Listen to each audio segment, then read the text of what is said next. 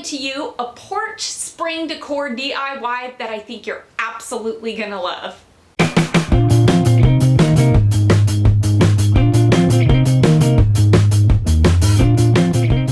Hey everybody, welcome back to Kelly Barlow Creations.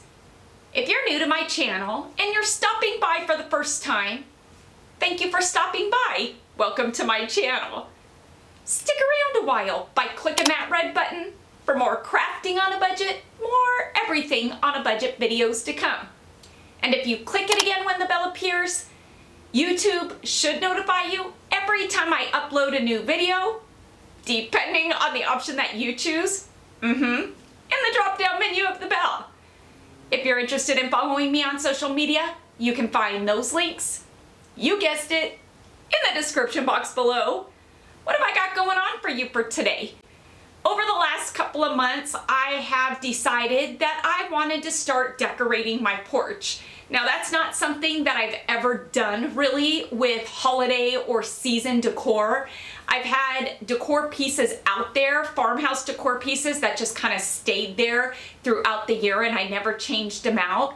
And I'm not really sure why I never decorated my porch, but it's something that I've decided to do now and I'm having a lot of fun doing it. There's a couple of series that I'm bringing to you, like that ladder that is on my front porch, and now today's DIY. Today's DIY is a porch stand, or just a stand. It's double-sided. It's one that I picked up at Michael's.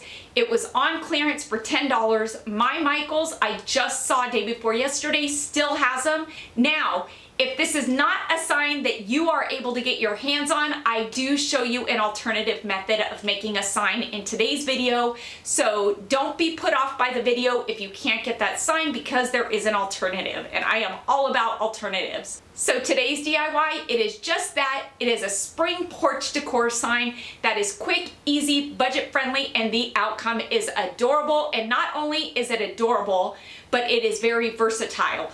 I, of course, went the rustic route, but you can go whatever route you want because this is a versatile one that you can get creative and make your own. I can't wait to show you what I have in store for you for today for this porch decor sign. So I'm gonna quit my gabbing, let's jump into it, and let's do some DIYing on a budget for our porch today, because why not?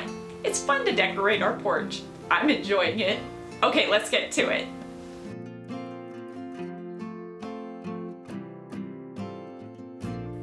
Who is today's KB Creations Crafter of the Day? You'll want to stick around to the end of the video to see if it's your creation that's being featured in today's video.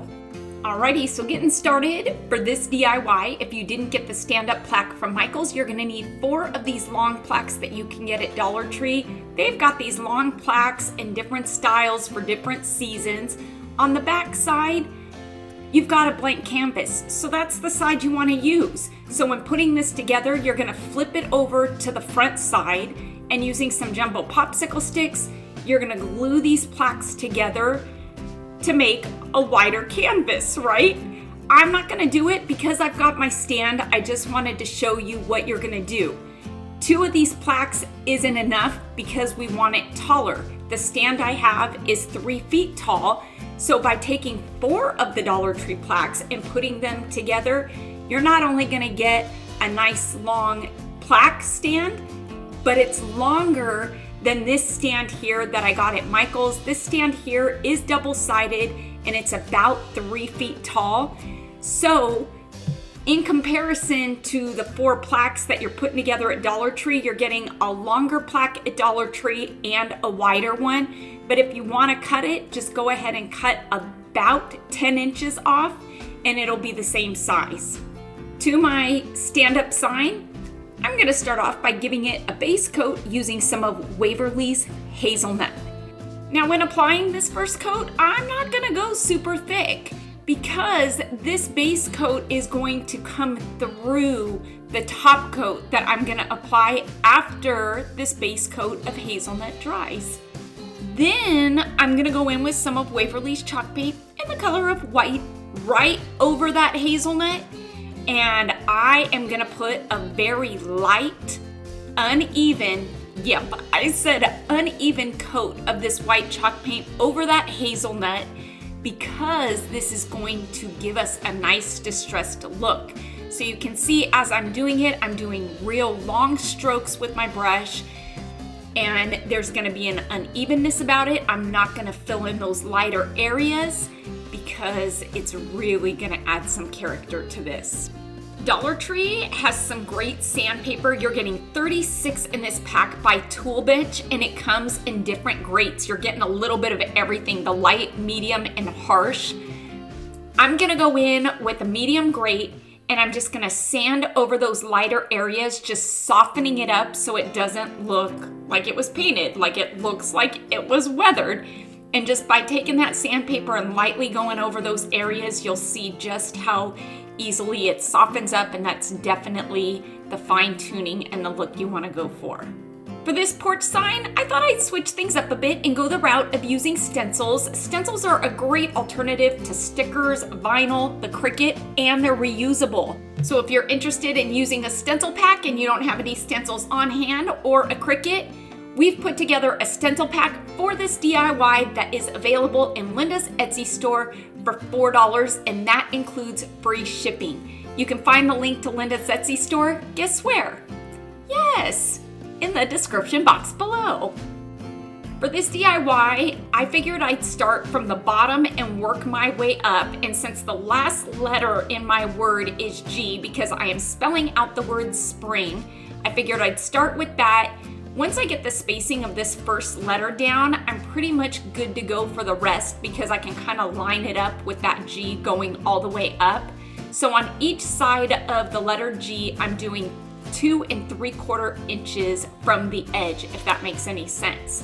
The colors that I'm using today are going to be rustic colors because this is a DIY that's going on my porch.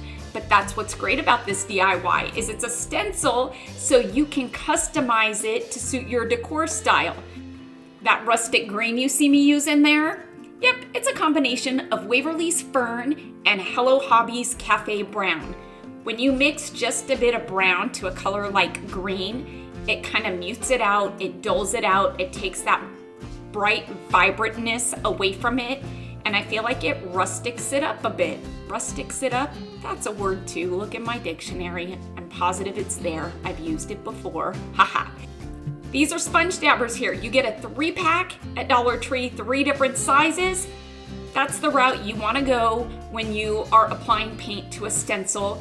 You want to go in the dabbing motion. You don't want to use a paintbrush and use, I guess, brush strokes, because that's when you're gonna get more bleedage. Now, I am not saying by any means when you dab, you're not gonna get some bleedage, but it will be very minimal and it is an easy fix. When applying the paint, you don't want to gob on the paint and have a lot of paint on your sponge dabber because less is more and it will cut down on the bleedage. So you just kind of want to put a light coat of paint on your sponge and just dab away. Dab, dab, dab away. Yep, that's what I'm going to do for this DIY because we're using stencils for the whole thing. I put 2 coats. Once my 2 coats are good and dry, that's when you have the all clear to remove your stencil. Do not remove it while it is wet. Now I can go ahead and place my second letter from the bottom. I like to use painter's tape to keep my stencil in place and to help so it doesn't slide around. Painter's tape is great. You can find it at Dollar Tree as well because it doesn't really stick to your project and it's not going to pull up any paint.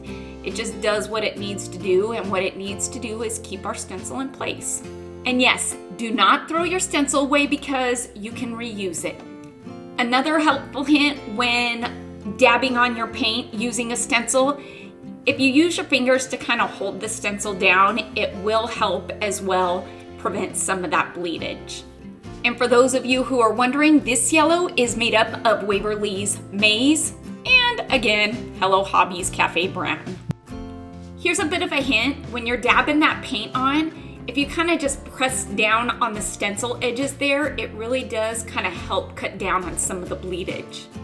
In place of the eye and spring, I'm going with the tulip. Fun, right? Yes! And the orange that I'm using is a rustic orange, and it is made up of Waverly's Pumpkin and again, Hello Hobby's Cafe Brown.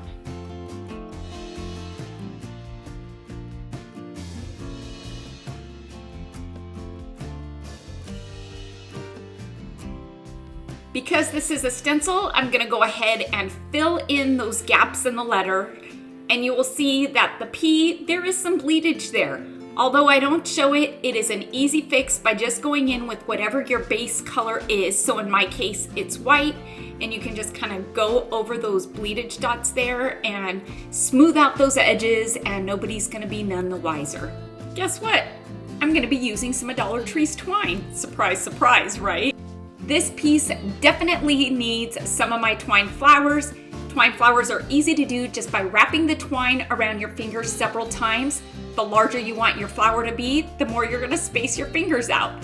Once you've wrapped it around as many times as you'd like, if you take and just kind of twist your twine bunch there and make an 8, then right there in the middle, pinch it and tie it off with another piece of twine, you have got one bunch. Depending on how full or how thick you want your flower to be, is how many bunches you're gonna make. I typically don't do more than 3, but because I'm doing a larger flower and I wrapped it around my fingers more, I only need 2 bunches for these flowers. I'm making 3 flowers, which means I need 6 bunches. Once I've got my bunches tied off, I'm gonna go ahead and separate those loops, just like so, and that is why you want to twist your twine before you tie it, because it kind of helps lay those bunches right, or those petals right, the hoops right. Yeah, you know what I mean. I'm gonna go ahead and hot glue these 2 bunches together. I've got some wood buttons here that I got at Michael's, and this is the perfect finishing touch to the center of these flowers. What's great about wood buttons is you can DIY them any color, so you don't have that need of buying several different colors of buttons, and then your buttons don't match, or you don't have the right yellow or the right orange. And so by buying wood buttons, you're cutting down on what you have in your stash, and you can DIY these to suit any decor piece that you're doing in any color. So in this case, I'm gonna do a button in the green, the yellow, and the orange that I'm using, those rustic colors that I made. 3 flowers were a must because I'm gonna put 1 at the top, in the center, and at the bottom. And yes, these flowers are not dry, or the button isn't dry. Definitely didn't have my patient pants on, but you know what? I wanted to get this done and I wanted to take some pictures, and so it worked out, and now it looks amazing. So let's go take a look at this.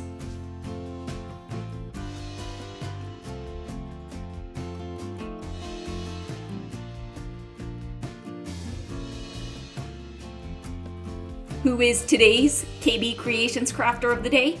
It's going out to Krista Johnson, who's bringing to us 3 of her DIY recreations, going from the banner to this slide plaque to my sign hanger that was an oldie but goodie.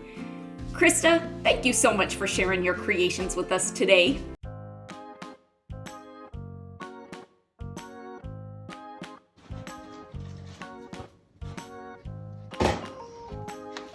Sit. No, sit. Thank you. I love you. So gentle. I love you so much, Fred. Such a good girl. You're so gentle. You're such a good girl. Such an easy piece, and I think it's such a fun addition to add to your porch, whether you can get the stand-up sign that I got at Michael's or you make your own using the plaques at Dollar Tree. Either way, you're gonna come out with the same amazing outcome, and I am excited about this series and all the signs that I'm gonna be adding for each of the seasons and the holidays, because why not? I'm decorating my porch now. I hope you all enjoyed today's spring porch decor DIY.